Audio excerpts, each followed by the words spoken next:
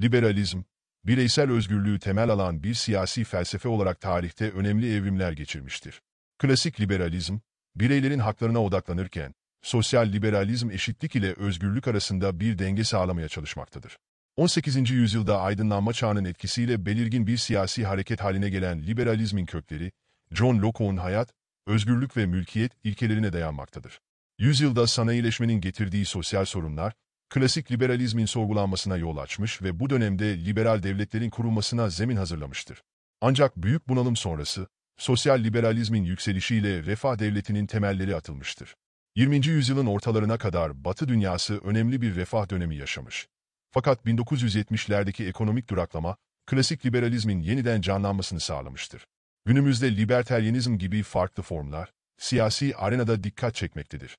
Liberalizmin tarihsel gelişimi, eski Yunan'a kadar uzanır. Rönesans dönemi, bireyin toplumsal yapılar içindeki yerini sorguladığı önemli bir aşama olarak öne çıkar. Amerikan devrimi, bireysel özgürlük ve eşitlik taleplerinin somutlaştığı bir dönüm noktasıdır. 1776'daki bağımsızlık bildirgesi, liberalizmin temel belgelerinden biri olarak kabul edilir ve bu süreç Avrupa'da da geniş yankılar uyandırmıştır. Fransız devrimi, 1789, liberalizmin gelişiminde başka bir önemli dönüm noktasıdır. Bu devrim, feodal düzenin kalıntılarını ortadan kaldırmış ve bireylerin yasalar önünde eşit kabul edilmesini sağlamıştır. 26 Ağustos 1789'da kabul edilen İnsan ve Yurttaşlık Hakları Bildirisi, bireylerin özgürlük, mülkiyet ve güvenlik haklarını koruma altına almış, aynı zamanda eski ayrıcalıklara dayanan düzenin sona ermesini sağlamıştır. Liberalizmin felsefi temellerinde iki tür özgürlük anlayışı bulunmaktadır.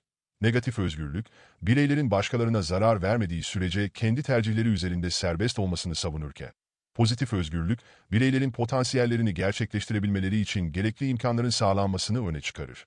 Modern liberaller, toplumsal destekle bireylerin özgürleşmesini savunmakta. Bireycilik, liberalizmin temel taşlarından biri olarak her bireyin kendi değerleri ve kararlarıyla var olduğu vurgusunu yapmaktadır.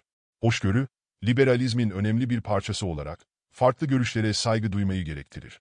Özellik ise bireylerin kendi yazgılarını belirleme özgürlüğünü ifade eder. Klasik liberalizm, sivil ve politik özgürlükleri ön planda tutarken, modern liberalizm sosyal adalet ve bireysel hakların dengesine vurgu yapar.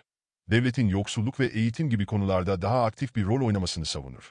Fransız devrimi ile liberal düşünce tarihi önemli bir sıçrama yapmış ve bireylerin haklarının korunması için yeni yollar açmıştır. Ancak günümüzde liberalizmin değerlerinin ne ölçüde korunduğu ve bu ideolojinin geleceğinin nasıl şekilleneceği, güncel tartışmalar arasında yer almaktadır. Liberalizmin, bireysel özgürlük ve eşitlik arayışındaki rolü, toplumsal yapılar üzerindeki etkileriyle önem arz etmektedir.